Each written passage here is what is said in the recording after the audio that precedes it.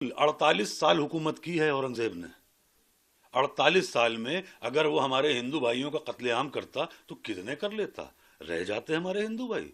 अगर वो खुदा न करे हमारे मंदिर शहीद करता तो क्या हमारे मंदिर बचते 48 साल में?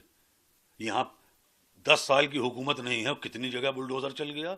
उसे 48 साल का वक्त मिला था। तब ना आप थे ना सोशल मीडिया थी। वो जो चाहता कर लेता, नामो निशान मिट जाता। अगर वो इतना आतंकी होता तो। एक बड़ा अहम सवाल इस बीच आता है कि इस मामले को लेकर के अबू आसिम आजमी जो हैं उनके ऊपर तमाम मुल्क में जगहों पर मुकदमा लिख दिया गया। क्या कैसे देखते हैं आप और क्या कहेंगे इसको लेकर, जिस तरह से उन पर कार्रवाई की गई उनके सिर्फ एक बयान को लेकर? वो एक जैसे कि मैं मुनव्वर राना साहब का बेटा हूँ, तो फुटपाथ पर भी होगी महल की ज़बान में, हम गुफ्तगू करेंगे गज़ल की ज़बान में। तो एक उस्ताद शायर का शेर है, उसमें गज़ल का एक मतला है कि जो इस हालात पे है अबू आसिम साहब पे, जो आप कह रहे हैं कि मुकदमे हुए और ये वो, तो उनका शेर है कि शायद ये ज़र्फ़ है हमारा जो खामोश हूँ अब तक, वरना तो तेरे ऐब भी मालूम है सारे, और हर जुर्म मेरी ज़ात से मंसूब है इतना, क्या मेरे सिवा शहर में मासूम है सारे। सिर्फ हम ही निशाना बनते हैं? हम तो कुछ भी कर दें बुरे हैं। भाई मैं कह रहा हूँ औरंगजेब खराब था, मैं कह रहा हूँ कि एक अच्छा भला आदमी वो था बहादुर शाह जफर, वो भी खराब था। हम मान लेते हैं अलाउद्दीन खिलजी भी खराब था, ये भी खराब निकले। बाद में ये जो और भी लोग आ गए सब खराब। हमारे माफिया बदमाश जो निकले, जो उनको जिताती रही पब्लिक, वो आज आसानी से घूम रही है, सब खराब।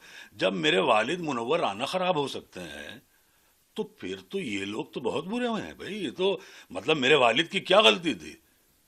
मेरे वालिद की ये गलती थी कि वो गोडसे के दौर में गांधीगिरी कर रहे थे। तो हमारा तो सिर्फ ये, हम तो ऊफ भी कर दें तो बहुत है। हम तो ये मतलब हमारा हाल इस वक्त ये है कि आप मेरा गला दबाइए और मेरी आंखें भी बाहर ना हो। कैसे मुमकिन है?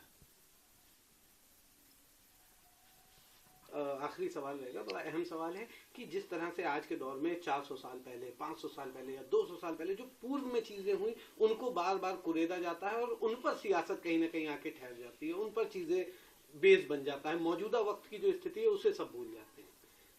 ये देखिए, ये तब होता है जब हमारे पास कोई नई उपलब्धि ना हो। तो जब हमने कुछ नया बड़ा अच्छा कुछ किया होता तो हम ऐसे माजी में नहीं जाते। माजी मतलब पास्ट में।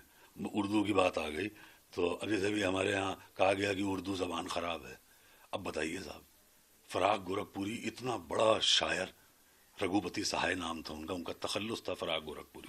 मैं आपको बहुत दिलचस्प वाक़या बता दूं कि फ़राग साहब की बेटी के लिए रिश्ता देखने कुछ लोग आए। तो जो लड़के वाले आए उन्होंने कहा कि वो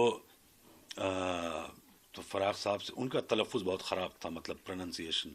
तो वो फ़राग साहब से कहने लगे, लड़के के बाप, उनके वालिद, कि अच्छा तो आप शायर हैं? तो फ़राग साहब ने उन्हें देखा, कहने लगे तो आप कब से शायरी कर रहे हैं? फ़राग साहब का और मूड ख़राब हुआ।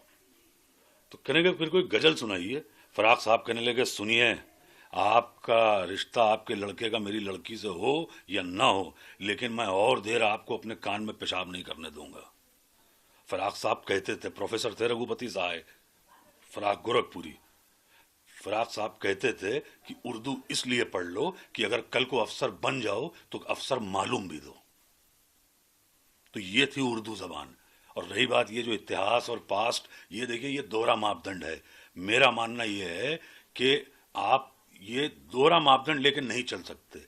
आपको मुगल से नफरत है और मुगलई पसंद है, तो ये मेरी समझ के बाहर है ना। फिर आप मुगलई भी बंद करा दीजिए पूरे मुल्क में। मुगलई से आपको मोहब्बत है, मुगल से नफरत है।